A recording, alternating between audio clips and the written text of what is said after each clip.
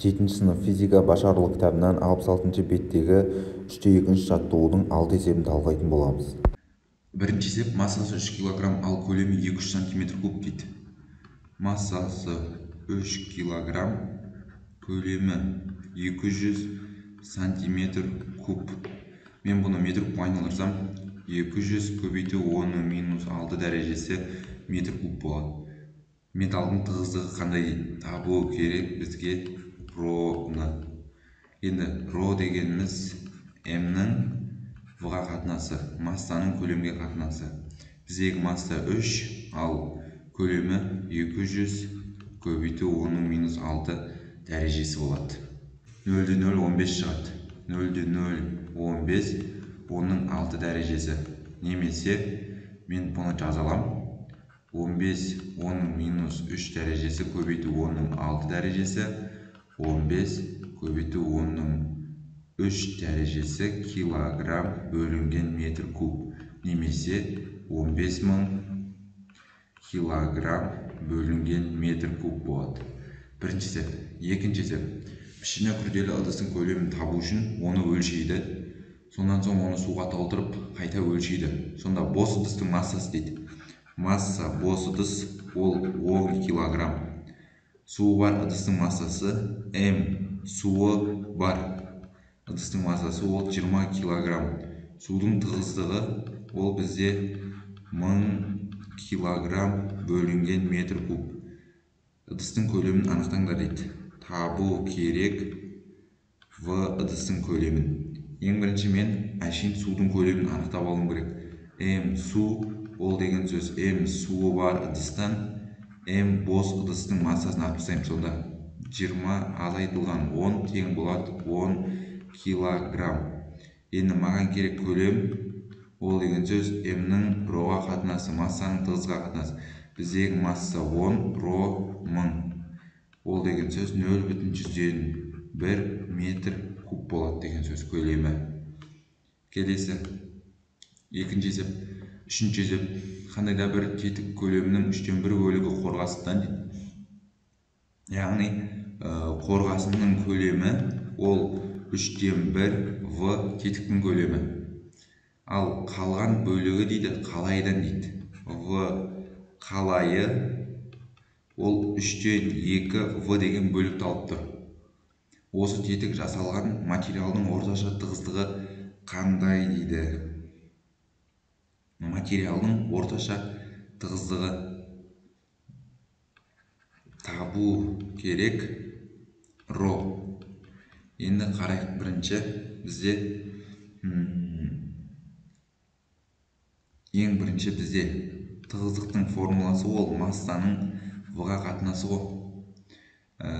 Біздегі енді қараңыздар, масса деп отқанымыз ол М қорғасының массасын М қалайыға қосамын.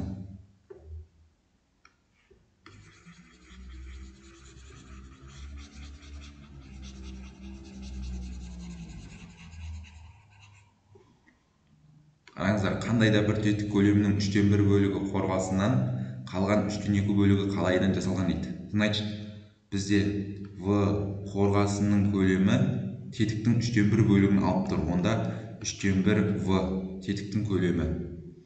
Енді В қалайы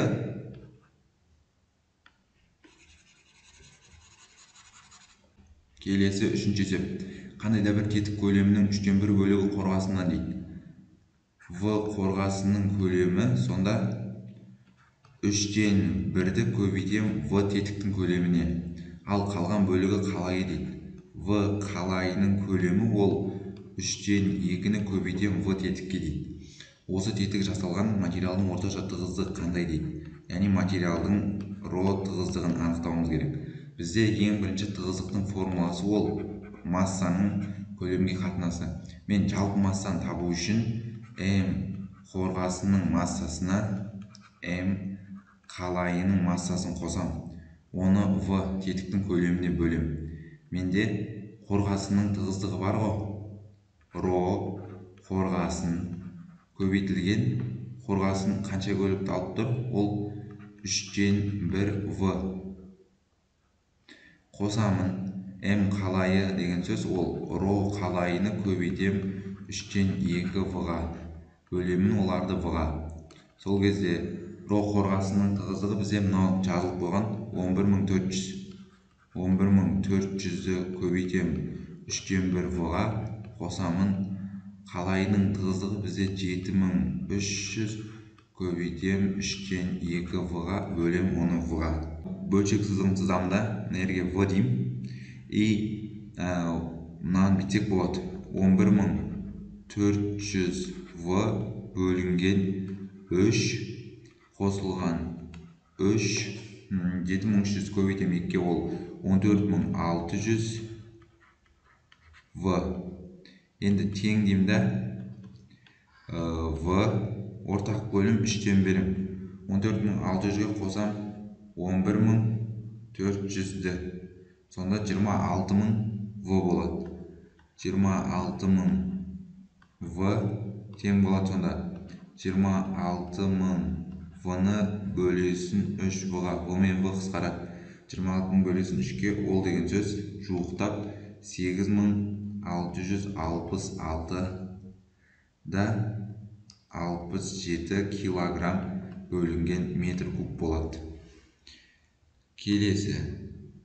Ұзындығы 8 см, ені 4 см, қалыңдығы 2 см алтын кесегінің массасын анықтаңдар дейді. Бізде А 8 см, В 4 см, С 2 см. Алтын кесегінің массасын анықтаңдар. Алтын судан 19-да 3 есе тығыздырақ. Сонда ро алтынның тығыздығы ро суға көбейтем 19-дан 3-ті. Сонда табу керек бізге масса алтындығы. Оны табу үшін роны в-ға көбейтем. Көлемді табу үшін А, В, С деймін да. 8 көбейтілген 4 көбейту 2. 32. 32-ні көбейтесіндер 2-ке ол бізде 64. Бірақ бұл сантиметр куб. Мен оны метр куб айналсам 64 көбейту 10-6 дәрежесі метр куб болады. Ал енді судан алтынның тығыздығын табу үшін мен 19-да 3-ті көбейтем 1000-ға.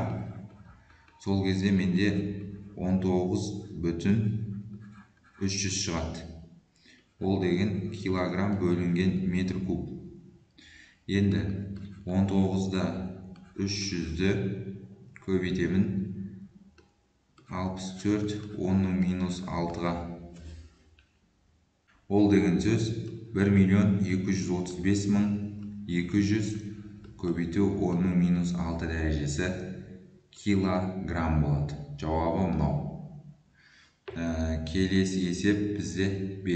Бөлменің өлшемі ұзындығы 4 метр. Бұлай ала берейік. А 4 метр, ені В 2-де 5 метр, биіктігі С 2 метр. Егі осы бөлмедегі ауаның тығыздығы дейді. Ро 1,3 килограмм бөлінген метр куб болса, онда бөлмені толтырылған ауаның массасы қандай дейді. Массаны табу керек. Біз массаны табу үшін тығыздықты көлемге көбейтеміз. Көлем бізде 4 көбейту 2 көбейту 2-де 5.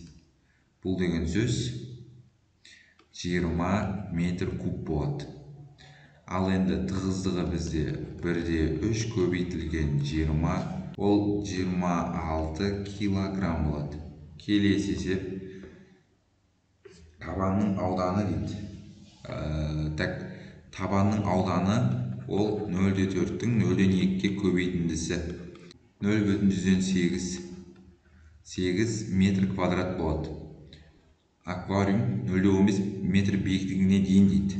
0,15 метр биіктігіне дейін сумен толтырған аквариумдегі судың көлемін анықтаңдар дейді. Осы судың массасы қандай дейді. Табу керек ең бірінші судың көлемін және де судың массасын. Бізде судың тығыздығы беріп қойған 1000 килограмм бөлінген метр куб. Ең бірінші бізде судың көлемі ол S-тің H-қа көбейтіндісі болады. Сонда 0,8-ді көбейтемін 0,15-ге. 0,012 метр куб болады. Ал енді масса ол ро көбейту В. судың тығыздығы 1000, 1000-ды көбейтем 0,12-ге, бізде 12 килограмм болады. Жауабы 12 килограмм, 0,12 метр куб. Осымен есеп аяқталды.